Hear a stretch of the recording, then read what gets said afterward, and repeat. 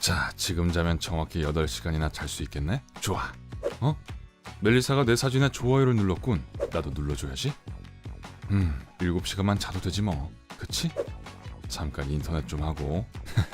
캥거루 아기는 꼭 꼬마곰 젤리처럼 생겼군. 뭐야? 알람 울릴 때까지 5시간밖에 안 남았다고? 아, 또 이러다니.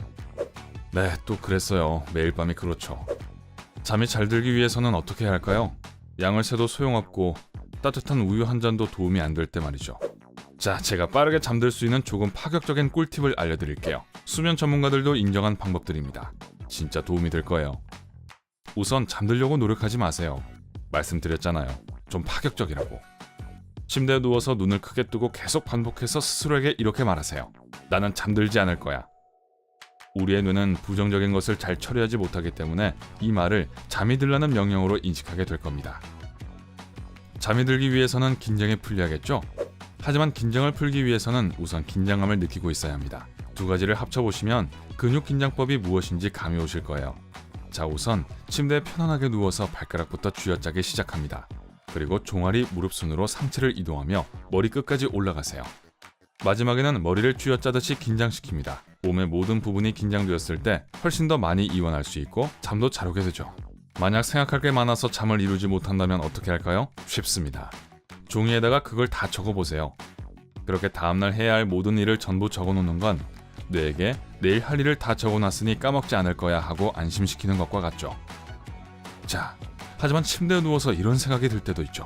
오늘 여러분이 했던 정말 창피했던 대화 때문에 사람들이 여러분을 이상한 사람이라고 생각하면 어쩌지 하는 걱정 같은 거요. 주의를 다른 데로 끌만한 게 필요하겠군요. 우선 여러분의 하루를 거꾸로 돌려보세요.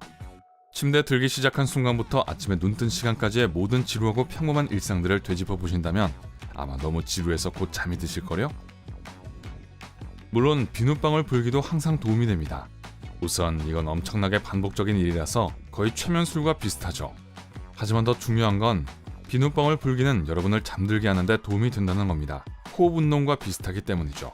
이건 요가에서 하는 478 호흡법과 많이 비슷한데요. 방법은 천천히 4까지 세면서 코로 숨을 들이쉰 후 숨을 참고 7까지 셉니다.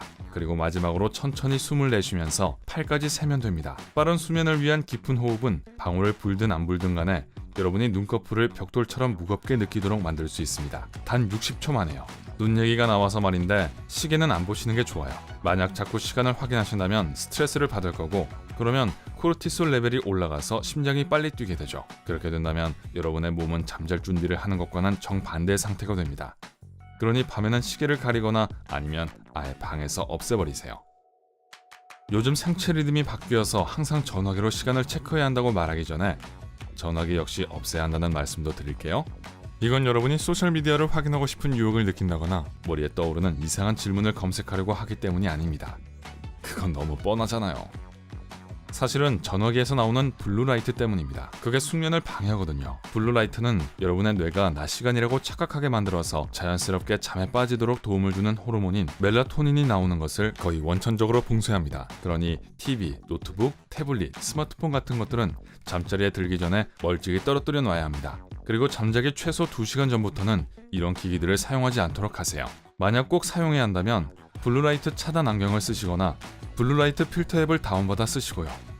만약 눈을 어떻게 해야 될지 잘 모르시겠다면 그냥 눈을 굴려보세요. 아, 저한테 그러지 마시고요. 이건 진짜 좋은 꿀팁이라니까요. 수면 전문가들이 말하기를 눈알을 굴리는 운동은 눈을 자연스럽게 자극해서 여러분이 졸리다고 느끼게 만들어준다고 합니다. 이 트릭은 여러분의 뇌가 더 많은 멜라토닌을 생성할 수 있도록 할 거고 곧 여러분의 눈은 정말로 빙글거리며 돌게 될 겁니다. 꿈나라로 빠지면서 말이죠. 잠깐만요. 기다리세요. 아늑한 침대 안으로 들어가기 전에 여러분의 몸을 쉽게 잠들 수 있도록 준비시킬 수 있는 일들이 많이 있답니다. 예를 들면 찬물로 세수를 하는 것이죠. 그렇게 하면 잠이 깨는 거 아닌가 싶으시겠지만 오히려 여러분의 신경 시스템을 안정시키는 데 도움을 줍니다. 심장 박동과 혈압을 낮춰주기 때문이죠.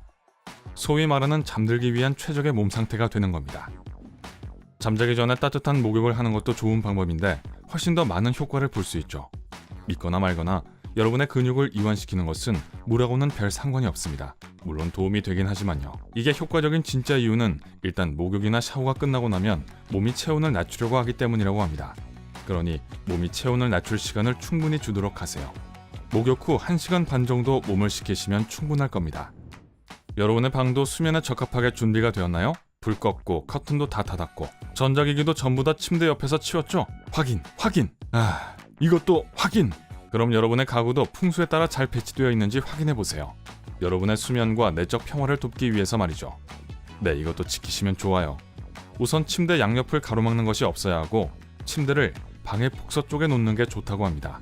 침실을 정돈하는 동안에 방의 온도를 약간 낮춰놓았는지도 확인하세요.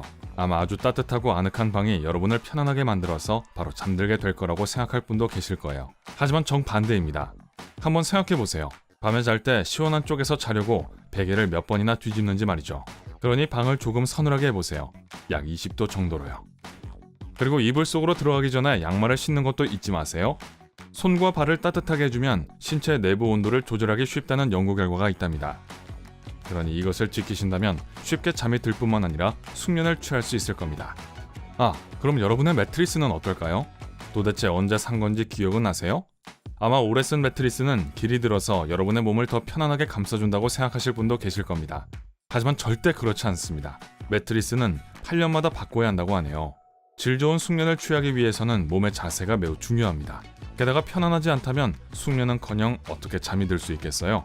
그 다음에는 베개를 여러분 다리 사이에 한번 넣어보세요. 그러면 밤새 이리저리 뒤척이는 걸 예방할 수 있답니다. 또한 여러분의 허리와 엉덩이가 직선이 되도록 도와주는데요. 이렇게 하면 당연히 아침에 관절통이 훨씬 줄어들겠죠? 저요? 저는 밤새 베개에 둘러싸여서 잔답니다. 물론 강아지와 고양이도 함께요. 말이 나와서 말인데 강아지를 껴안고 잠을 자는 것보다 더 좋은 게 어디 있을까요?